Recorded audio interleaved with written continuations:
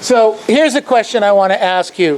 When you think of a selling season for real estate agents, when you think of a selling season for real estate agents, and you think of the best season, summer, spring, winter, fall, what's the best selling season for a real estate agent would you perceive?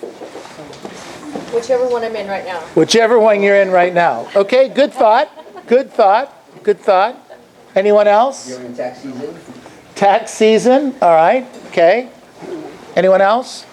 During the second quarter, because that's when the children, school, and then there's Second quarter, because kids are off school. Okay, good. So most people, as evidenced by just this thing we just did very quickly, would not choose winter. Would you agree? Yes. Most people would not choose winter. Why wouldn't you? It's counterintuitive to choose winter because we think winter is when business tends to slow down because we run into Thanksgiving, we run into Halloween, we run into Christmas, we run into the holidays because of school, etc. So we tend to slow down slightly, right? Is that what's going on? So it's my contention that the best-selling season is winter. Can I explain why? Yes. Okay.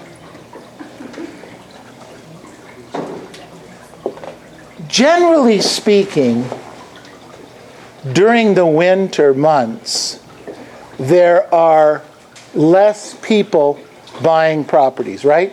Yes.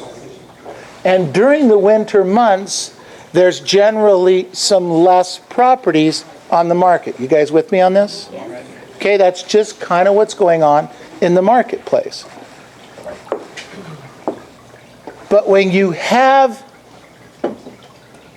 an opportunity, like right now, if you've got a hot piece of property, hot meaning maybe it hasn't been on the market very long, maybe it hasn't been on the market at all, and it's pretty sharp, are there generally a lot of buyers for that piece of property priced really well? Yes.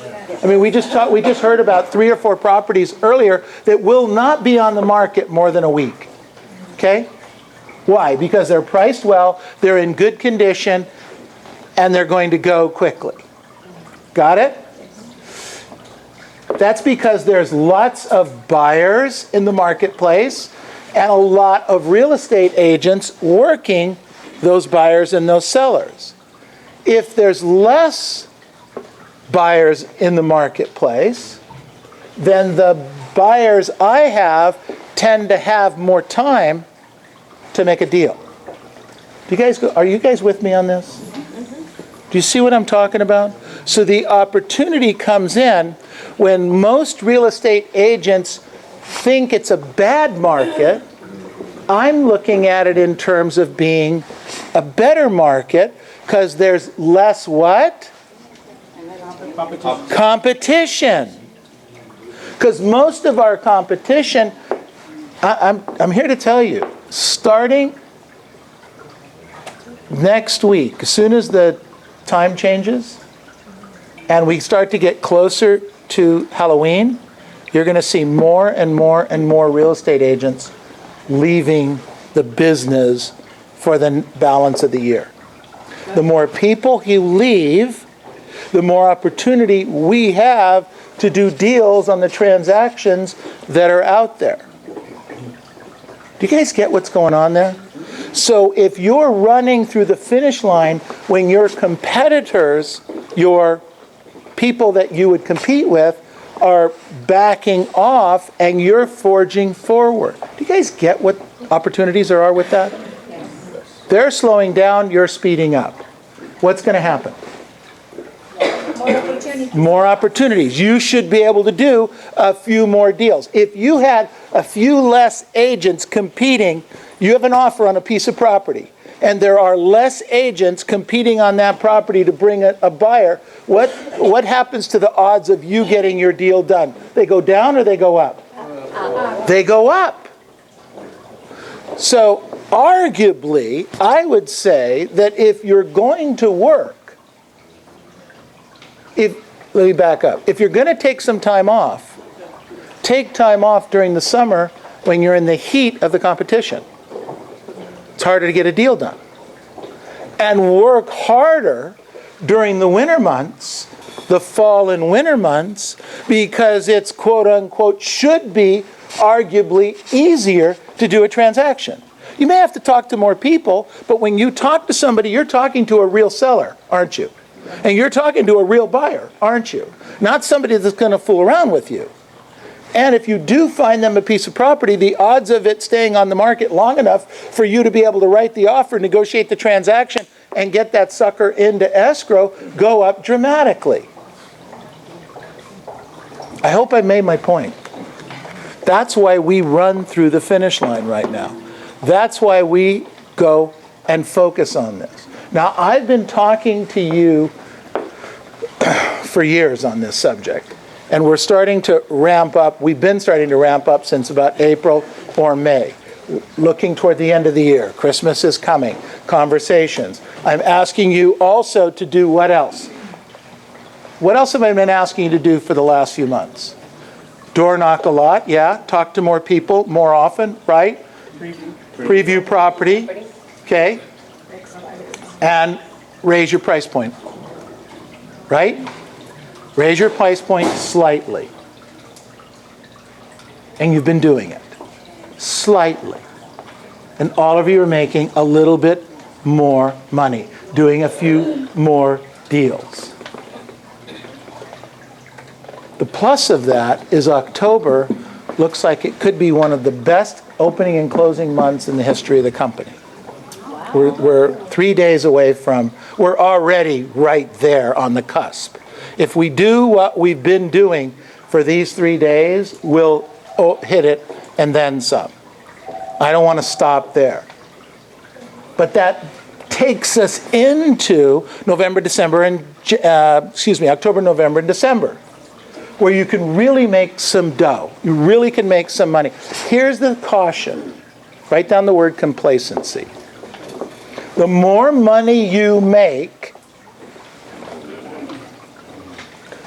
the more you want, he said. I wish that was completely accurate. Because what happens is the more money you make, then sometimes you get that proverbial deep breath. I'm a little bit ahead of the game. Not a lot ahead of the game, not monstrously ahead of the game, but I'm a little bit ahead of the game. And we must protect against that. I wrote down here, we have 13 weeks left this year. Last week we had 14. 1 week gone. Gone.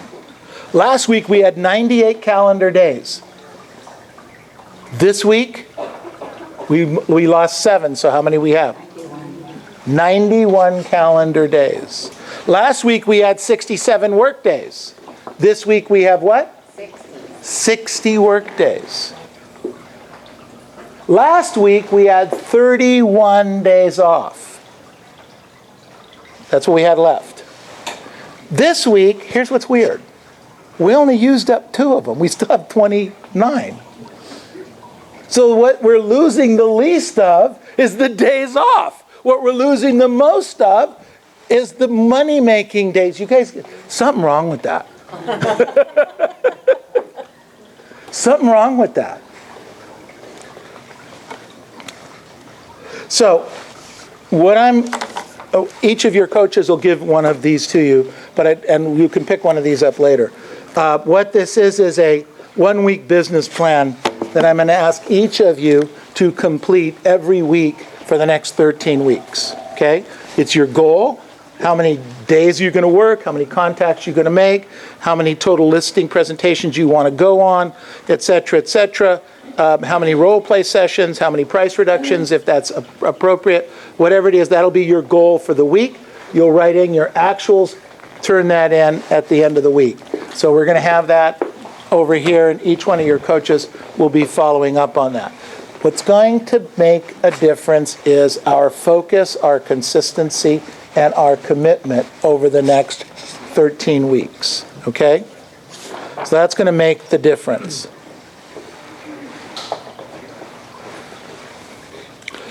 I wrote down here, many of us spent the better part of the last 4 days with Ron Cronin. We learned a lot, and Ron reminded us to change, we must what?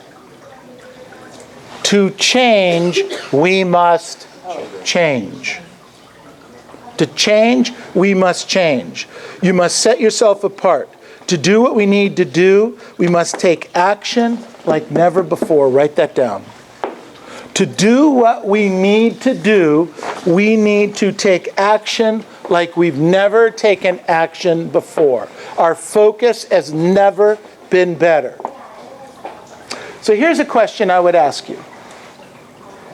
Would you agree if you made 40 contacts a day for 60 days and you practiced the scripts on what to say and how to say them, and you did that for 30 minutes to an hour each work day, so that would be between 30 and 60 hours of practice, and you previewed 5 houses a day, 5 days a week, okay?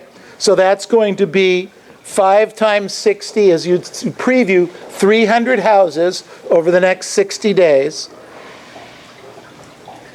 And you followed up regularly with intensity on your leads.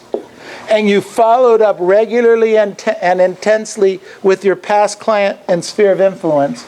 Could you list and sell 1, 2, 3, 5, 10 houses in the next 60 work days? Is that possible? Yes. Hello? Yes. It's possible.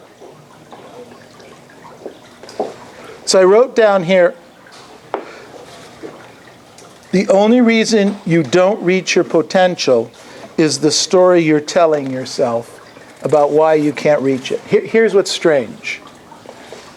You agree, and I agree with you, that if you do those activities for the next 60 work days, you will do business, right? Say yes. Yes. You will do business. It's impossible not to do business.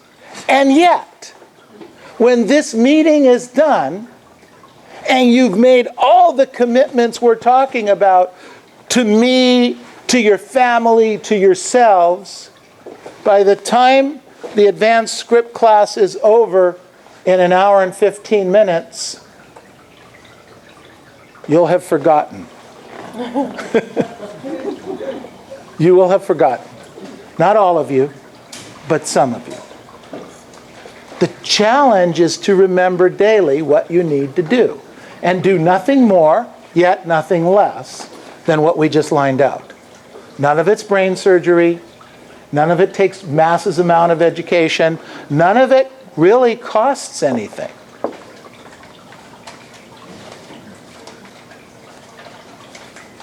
You just need to do the activities.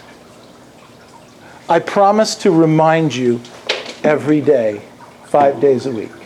I promise to do that between now and the end of the year. In fact, I was on the phone with Mike Ferry this morning, and he made me promise that I would ratchet it up a little bit. Okay? That he says, whatever I'm planning on doing might not be enough. Okay? So I have to get a baseball bat and a club. But we're all on the same side. We're all looking forward to the same stuff. We all want the same things. You want that for your family, for the Christmas that's coming up, or whatever holidays that you celebrate during this period of time. That's what you want for yourself. There's still time to take listings, make sales, and close those escrows between now and the end of the year. There's still time. But you can't wait. See, last week we had 67 work days. See what I mean? Or 65 work days, actually. 67 work days. Okay? We had 67 work days. And now this week, we've used 5 of them. Whoa. Interesting, huh? Do you get what I'm talking about here? Yeah. So if you wait till next week to get started, what's going to happen then? Next week, I'm going to come up here and I'm going to say what? Now you have less. And then the following week, it's going to be less. And the pressure, and some of you are going to say, I can't stand the pressure. But it's not me creating the pressure. It's you not doing what you're supposed to do when you're supposed to do it. Get it? Because I'm still giving you lots of days off. There's lots of days off here. I wrote down here, change the story, change the activities. Change the story you're telling yourself. Change the activities you're doing. Change your life.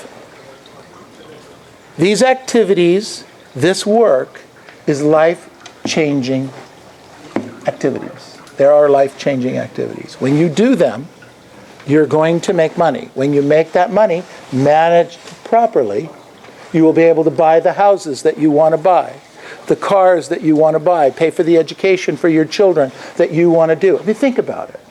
Some of you want to educate your children to a better life. And that's going to take tens of thousands of dollars to do that. When you do that, your child's life will be better, yes or no? Yes. Right? So the work you're doing today has a direct effect on your child's life in a positive way. The work you do today, if you don't have the children and you want to have money for retirement, is to buy an investment property. But you need the income to have the down payment, to buy the property, to secure it, to rent it out, so that the tenant pays off the property. So in 10 or 15 years, you have a free and clear asset that's paying you passive income. When do you start that? You have to start it today. Because next week, we'll have lost 5 more work days. I wrote down here, I have too many options. I have too many options. That's our problem in this world. We have too many options. Many of you went into real estate to be your own boss. My statement here is, well, be one. Be your own boss. What would your boss tell you to do? Would your boss tell you to get up and do your job today? Would your boss tell you to get up and be on time to work? Would your boss tell you to work through your work time? If you didn't finish your job, would your boss tell you to work through lunch? What would your boss tell you to do? You're the boss.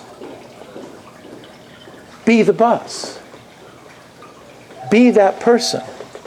We have this opportunity right now. It's right in front of us. It's the next 60 or so work days where we can list and sell property.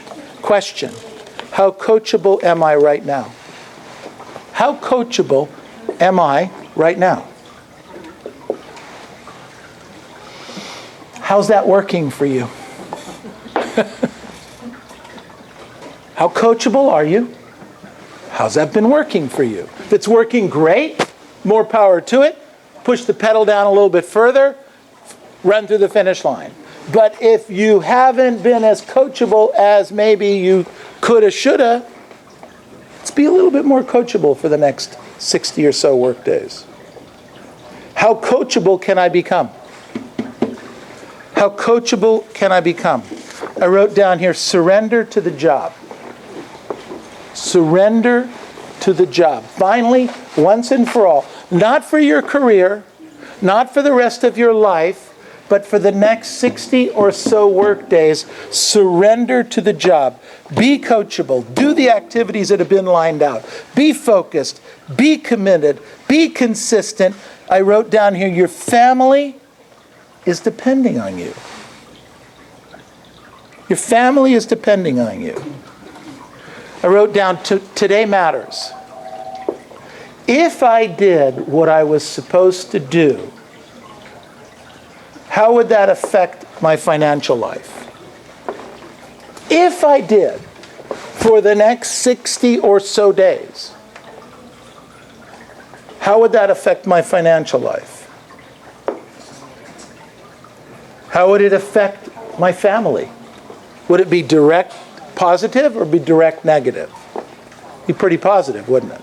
If I did what I was supposed to do when I was supposed to do it, I would affect my family or my future generations very positively. If you did that, how would you feel about yourself? If you did what you were supposed to be doing, has there ever been a time where you finished the day and didn't feel good about yourself? Hello? Yes. Okay, now let me ask it a different way. Has there ever been a day where you lined out the activities you wanted to do? I want to talk to 40 people. I want to work on learning my script. I want to preview these properties. I want to, and you line them out. And even if you didn't list or sell a house that day, but you did those activities, how'd you feel about yourself then? You feel great about yourself, right? You feel awesome about yourself. And by the way, when you feel good about yourself and you do the activities, what are the odds of you getting a listing or making a sale? They go up or they go down? Up. So at the end of the day, you'd like to feel better, right? Yes. So you might as well do the activities. You'll feel better, and you've got a decent shot at listing or selling a house. This can't be bad. This is good.